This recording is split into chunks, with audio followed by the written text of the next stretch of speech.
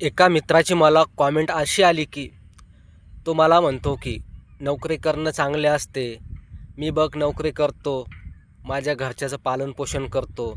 माझा बॉस बघ, त्याच्याकडे खूप पैसा आहे पण त्याच्यामागे कायम कटकट आहे, टेन्शन आहे.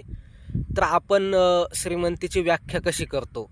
आपण लहानपणापासून टी व्ही बघतो. जर तुम्ही 1990मध्ये जन्म झालेला असेल तेव्हापासून आपण लहानपणी टी व्ही बघतो. त्याच्यामध्ये आपल्याला काय शिकवलं जातं की एक हिरो असतो आणि एक विलन असतो. विलनकडं खूप पैसा असतो नाही का, त्याचा ॲटिट्यूड वेगळाच असतो. आणि जे हिरो असतो त्याचे कपडे फाटलेले असतात, तो खूप स्ट्रगल करतो. हेच आपल्याला शिकवलं जातं आणि पुढे चालून हेच आपल्या सबकॉन्शियस माइंडमध्ये बसतं की पैसा हा खूप वाईट असतो, श्रीमंत लोक वाईट असतात. पण तुम्ही श्रीमंतीची व्याख्या करता कसे? आता तुम्ही नोकरी करता, तुमच्याकडे लवचिकता आहे का? तुमचा वेळ तुमच्याकडे आहे का? आता मी कमर्शियल गाडी चालवतो आणि मी हे बघा कुठे बसलेलो आहे. आता 9:30 वाजलेले आहे आणि मी इथे येऊन बसलो. अर्धा पाऊण तास मी इथे बसेल. माझ्याजवळ पुस्तक आहे, ॲटॉमिक हॅबिट. मी पुस्तक वाचेल.